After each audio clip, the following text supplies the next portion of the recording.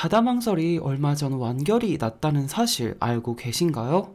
그래서 만들어 봤습니다. 완결 기념 가다망설 등장인물 전투력 순위. 그럼 바로 시작해 볼까요? 10위는 홍어입니다. 칼을 맨손으로 부러뜨리고 화살을 쳐내고 치명상을 입어도 쓰러지지 않는 홍어는 일반 사람들보다 월등히 강한 육체와 힘을 가진 장사이며 그 중에서도 희귀한 여자 장사입니다. 이러한 장사들의 가장 큰 약점은 바로 결계사들에게 약하다는 것인데요. 암주도 명영이와 추국의 결계를 풀지 못해 고전하는 모습을 보면 이를 알 수 있습니다. 하지만 홍어는 높은 수준의 필력을 가지고 있어 결계를 해제할 수 있으며 여기에 한술 더 떠 작품 후반부에는 허상결계까지 파괴할 수 있는 도간을 가지게 되어 추국을 상대로 나름 유효타를 먹일 수 있을 만큼의 전투력을 가지게 됩니다. 하지만 의술을 전혀 할 줄 몰라 방어력에 한계점이 있고 작품이 진행될수록 사군자와 신룡, 의술사 등 일정 수준의 물리적인 공격이 통하지 않는 적들이 대거 등장하기에 그 한계점 또한 뚜렷합니다. 높은 필력과 도간을 가진 여자 장사 홍화가 10위를 차지했습니다. 9위는 바로 명영입니다. 인간 중 최고 수준에 가까운 결계사인 명영. 단순히 결계를 많이 펼칠 줄 아는 것이 아니라 빙빙 돌아온 길을 정확하게 지도로 만들 만큼 뛰어난 두뇌를 이용해 허상결계에 페이크를 섞어 자유자재로 구사하는 능력은 사건자들까지 속아 넘길 수 있을 만큼 비범합니다. 뿐만 아니라 백상현 어르신과 이청, 심영호 등 작중의 많은 결계사들이 육탄전에는 매우 취약한 모습을 보였으나 명영이는 진심으로 육탄전에 임하면 고갈을 제압하는 것은 물론 한왕과 같은 사군자의 공격을 몇 수 정도 받아낼 수 있을 만큼 육체 전투 능력 또한 높습니다. 여기에 작중 후반부에는 결계에 대한 체화 능력까지 습득하여 추국에 버금가는 결계 실력을 갖추게 되는데요. 마지막 전투에서 궁 전체를 칠흑 같은 어둠 속에 가두는 허상결계를 펼쳤으며 이를 신령도 해제하지 못하는 모습에서 그 능력의 비범함이 엿보이죠.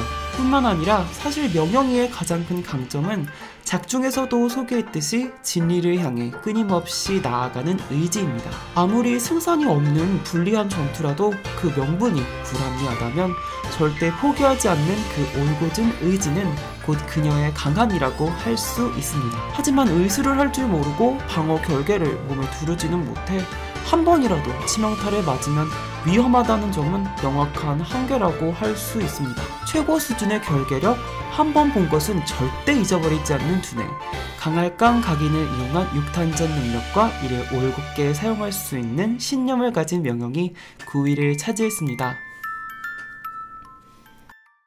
다음 8위는 추국입니다. 작중 최고의 결계사인 추국은 900년에 가까운 기도로 태어나 신룡의 지성을 담당하는 사군자입니다. 신룡도 풀지 못하는 결계를 치고 풀 수 있으며 명영과 같이 체화 수준의 결계 능력을 가지고 있습니다. 여기에 더해 유호선으로부터 전승받은 온갖 결계의 비급이 더해져 결계를 날리는 능력, 자신의 몸에 방어 결계를 두르는 능력까지 더해져 방어력이 약하다는 명영이의 완벽한 상위호환 느낌이 듭니다. 뿐만 아니라 여름이 아닌 가을에 피어나는 국화는 가을의 추위를 이기고 피어나는 강한 힘을 가졌다 라는 말처럼 장사인 홍화에게도 밀리지 않는 강한 육체적 능력을 가지고 있습니다. 이처럼 준수한 공격력과 최고 수준의 방어력 그리고 각종 결계를 활용한 높은 활용도를 가지고 있으나 공격력에만 몰빵된 다른 사군자들에 비해서는 전투력만 따지자면 약간 부족한 점이 있다는 것이 총평입니다. 작중 최고의 결계사 사군자 추국이 8위를 차지했습니다. 7위는 동죽입니다. 약 800년의 기도로 태어나 신룡의 신의를 담당하고 있는 동죽은 세계관 최고의 궁수입니다. 동죽이라는 이름에 걸맞게 대나무 화살에 뚫을 천자와 꿰뚫을 통자의 각인을 새기는 것이 주된 공격으로서 그 각인의 위력은 암주도 치료할 수 없을 만큼 강력합니다. 하지만 각인을 새긴 화살보다도 더 강력한 동죽의 진짜 무기는 바로 체화를 통해 만든 활과 화살인데요. 활시위를 당길 필요도 없고 허공에 활과 활시위 시위를 만드는 것은 물론 그 위력 한 방 한 방이 건물을 무너뜨릴 정도입니다. 단순히 물리적인 파괴력을 갖춘 것뿐만이 아니라 사군자답게 어느 정도의 도감까지 보유하고 있어 결계사의 무력한 모습 또한 보여주지 않습니다. 작중 최고의 원거리 딜러 동죽이 7위를 차지했습니다. 6위는 한원입니다.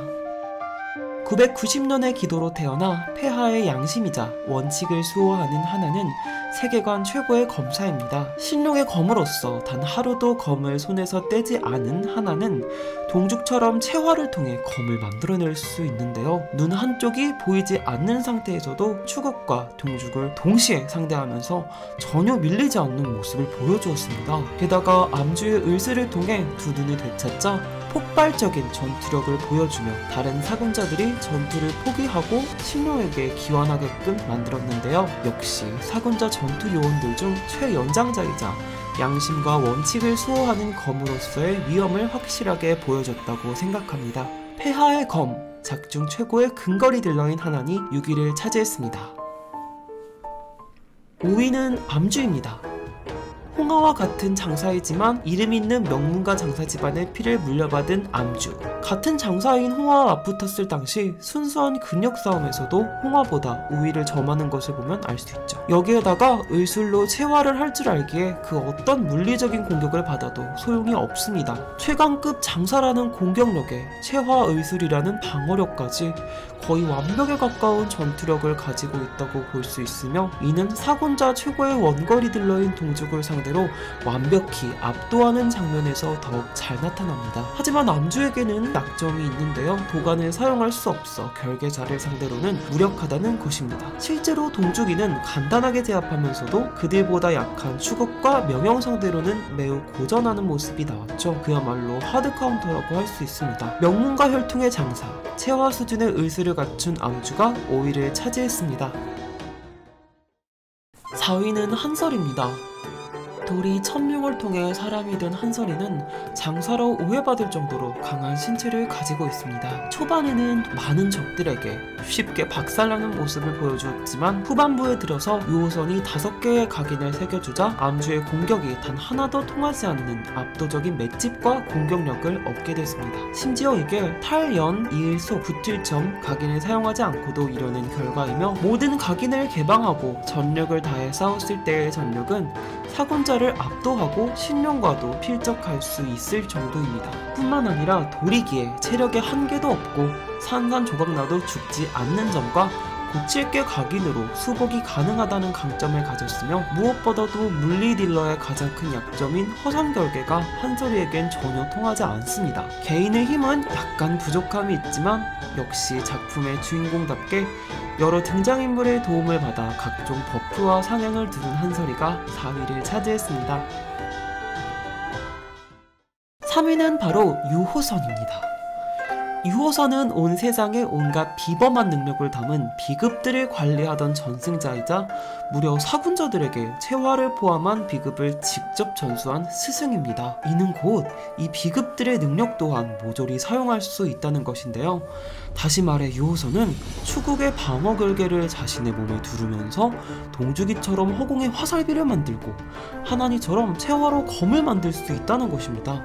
뿐만 아니라 일반적인 각인은 물론 붙을점, 이을속, 탈영과 같이 등장인물 그 누구도 사용한 적 없는 독보적인 각인들을 새길 수 있으며 화동들이 의술을 사용할 줄 아는 것으로 보아 의술 또한 가능할 것입니다. 게다가 이러한 유호선의 각인을 지을 수 있는 사람은 작중에서 그 누구도 없다고 하는데요. 스스로 목숨을 끊지 않으면 도저히 죽일 방법이 없는 전승자이기에 누구보다도 올바른 마음씨를 가진 사람이 아니면 전승자로 선택되지 않는다고 합니다. 마지막 전승자 유호선이 3위를 차지했습니다. 2위는 신룡입니다.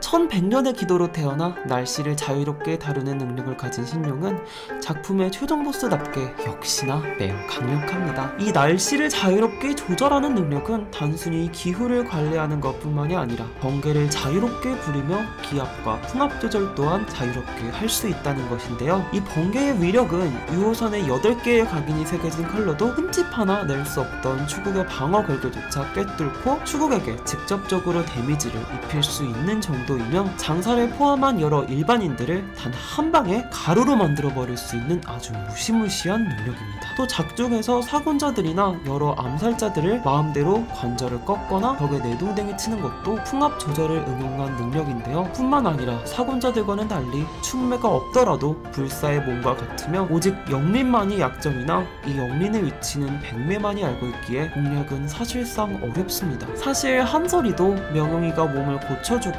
허상결계를 쳐주지 않았다면 신룡에게 패배가 확정됐던 것으로 보아 역시 작품의 최종 보스에 걸맞는 전투력이라고 할 수 있겠습니다. 1화부터 마지막까지 쭉 최종 보스를 지켜온 신룡이 2위를 차지했습니다.